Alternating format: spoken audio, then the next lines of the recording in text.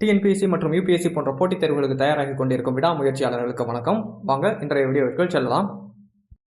முதல் கேள்வி, இந்தியாவின் முதல் உள்நாட்டு மல்டி கேலிபர் ராக்கெட் லான்ச்சரான சூர்யாஸ்திராவை உருவாக்கிய தனியார் நிறுவனம் எது? பதில், நிபே லிமிடெட். இந்த ராக்கெட் லான்ச்சர் அமைப்பை புனேயைச் சேர்ந்த நிபே லிமிடெட் என்ற தனியார் பாதுகாப்பு உற்பத்தி நிறுவனம் உருவாக்கியுள்ளது. இஸ்ரேலின் முன்னணி பாதுகாப்பு நிறுவனமான எல்பிட் சிஸ்டம்ஸின் தொழில்நுட்ப கூட்டுடன் இணைந்து மேக் இன் இந்தியா திட்டத்தின் கீழ் இந்த அதிநவீன ராக்கெட் லான்ச்சர் சிஸ்டத்தை இந்நிறுவனம் தயாரித்துள்ளது. மல்டி கேலிபர் திறன் என்றால் என்ன என்று பார்ப்போம்.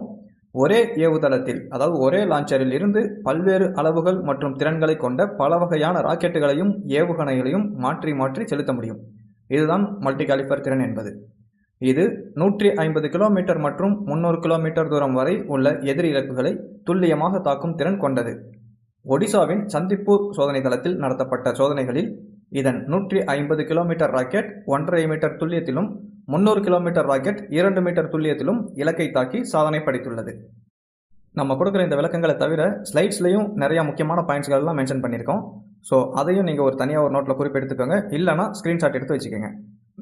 அடுத்த கேள்வி, தமிழ்நாட்டின் முதல் பப்ளிக் பிரைவேட் பார்ட்னர்ஷிப் மாதிரியிலான 1100 மெகாவாட் வெளிமலை நீர்மின் திட்டம் எந்த மாவட்டத்தில் அமைய உள்ளது? பதில், கன்னியாகுமரி.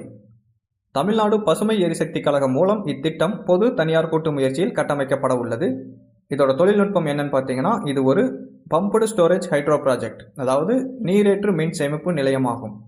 மின் தேவை குறைவாக உள்ள காலங்களில் உபரி மின்சாரத்தை பயன்படுத்தி நீரை கீழே உள்ள நீர்த்தேக்கத்திலிருந்து மேல் நீர்த்தேக்கத்திற்கு இறைத்து வைத்துக்கொள்ளும். பின்னர் மின் தேவை உச்சத்தில் இருக்கும்போது அந்த நீரை கீழே செலுத்தி தினசரி 6 மணி நேரம் வரை மின்சாரம் உற்பத்தி செய்யும். அடுத்த கேள்வி, பிரதமர் நரேந்திர மோடிக்கு மதிப்புமிக்க அக்ரிகோலா பதக்கம் வழங்கிய சர்வதேச அமைப்பு எது? பதில், உணவு மற்றும் வேளாண்மை அமைப்பு. பிரதமர் நரேந்திர மோடிக்கு மதிப்புமிக்க அக்ரிகோலா பதக்கத்தை வழங்கிய சர்வதேச அமைப்பு ஐக்கிய நாடுகள் சபையின் உணவு மற்றும் வேளாண்மை அமைப்பு ஆகும். இதை ஷார்ட் ஃபார்மா FAO அப்படின்னு அழைப்பாங்க. FAOனா food and agriculture organization. Italy நாட்டின் ரோம் நகரில் உள்ள இந்த அமைப்பின் தலைமையகத்தில் நடைபெற்ற பிரத்யேக விழாவில் FAOவின் அதிகாரப்பூர்வ இணையதளம் மற்றும் அதன் இயக்குனர் ஜெனரல் கு டோங்யூ மூலமாக இந்த உயரிய விருது பிரதமருக்கு வழங்கப்பட்டது. உணவு பாதுகாப்பு, நிலையான விவசாயம் மற்றும் கிராமப்புற மேம்பாடு ஆகியவற்றில் இந்தியா கொண்டுள்ள அசைக்க முடியாத அர்ப்பணிப்பு மற்றும் சாதனைகளை பாராட்டி இந்த விருது வழங்கப்பட்டுள்ளது. அக்ரிகோலா அப்படின்னா லத்தீன் மொழியில விவசாயி என்று பொருள்படும். உலக அளவில் பசி மற்றும் வறுமையை ஒழிக்க பாடுபடும் தலைவர்களுக்கு இந்த ஐநா அமைப்பு 1977ஆம் ஆண்டு முதல் இந்த விருதை வழங்கி வருகிறது. அடுத்த கேள்வி, புதிய BIS விதிமுறைகளின்படி பெட்ரோலில் அதிகபட்சமாக எத்தனை சதவீதம் வரை எத்தனால் கலக்க அனுமதிக்கப்படுகிறது? பதில், 30%. இந்தியாவின் எரிசக்தி தேவையை உறுதி செய்வதற்காக மத்திய அரசு E22, E25, E27 மற்றும் E30 ஆகிய புதிய உயர் எத்தனால் பெட்ரோல் கலவைகளுக்கான தரநிலைகளை வெளியிட்டுள்ளது. பெட்ரோலுடன் கலக்கப்படும் நீரற்ற எத்தனாலின் சதவீதம் 20 முதல் 30% வரை இருக்கும் இந்த E30 வகையில்.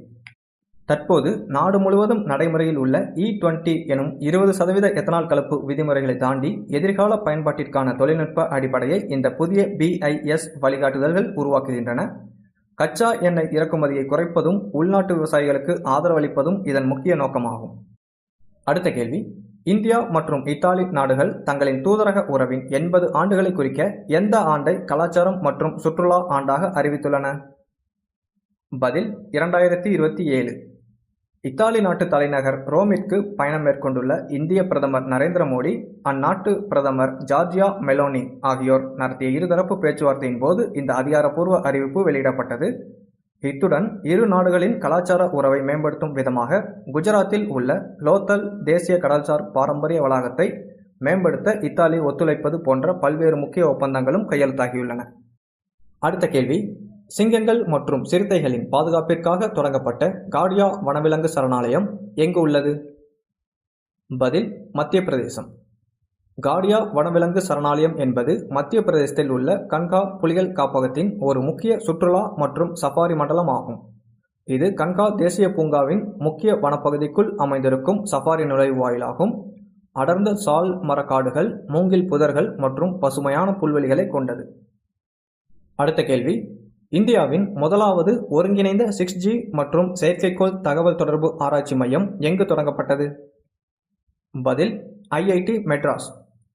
ஐஐடி மெட்ராஸில் ஏற்கனவே உள்ள 5G பரிசோதனை தளத்துடன் இந்த புதிய 6G மையம் இணைக்கப்பட்டு செயல்பட்டு வருகிறது. இந்த ஆராய்ச்சி மையம் அதிவேக இணையம் மற்றும் மிக குறைந்த தாமத நேர தொடர்புகளை உருவாக்குவதில் கவனம் செலுத்துகிறது. 2030ஆம் ஆண்டிற்குள் இந்தியாவை 6G தொழில்நுட்பத்தில் உலகளவில் முன்னணி நாடாக மாற்றுவதற்கான பாரத் 6G விஷன் திட்டத்தின் கீழ் இது தொடங்கப்பட்டுள்ளது. அடுத்த கேள்வி, புதிய வேர்ல்டு ட்ரேட் ஆர்கனைசேஷன் தரவுகளின்படி உலகளாவிய டிஜிட்டல் சேவைகள் ஏற்றுமதியில் இந்தியா எத்தனையாவது இடத்தில் உள்ளது? பதில் 4வது இடம். இந்தியாவின் மொத்த டிஜிட்டல் சேவைகள் ஏற்றுமதி $257 பில்லியன் ஆகும். முந்தைய ஆண்டுகளுடன் ஒப்பிடுகையில் இந்தியா 17% வளர்ச்சி கண்டுள்ளது. அதாவது ரொம்ப அதிகமாக இருக்குது, 17% வளர்ச்சி கண்டுள்ளது. இதனால் என்னாச்சுன்னா ஜெர்மனி மற்றும் சீனாவெல்லாம் முந்திருச்சு. முந்தி இது 4வது இடத்துல இருக்குது. இந்த வரிசையில் யார் யார் இருக்கான்னு பார்ப்போம். முதல் இடத்துல அமெரிக்கா இருக்குது, செகண்ட் பிளேஸில் UK இருக்குது, தேர்ட் பிளேஸில் அயர்லாந்து இருக்குது, 4வதாக நம்ம இருக்கிறோம். நேயர்களே, தினசரி கரண்ட் அஃபேர்ஸை தெரிந்து கொள்ள நமது சேனலை சப்ஸ்கிரைப் செய்து கொள்ளுங்கள். நன்றி, வணக்கம்.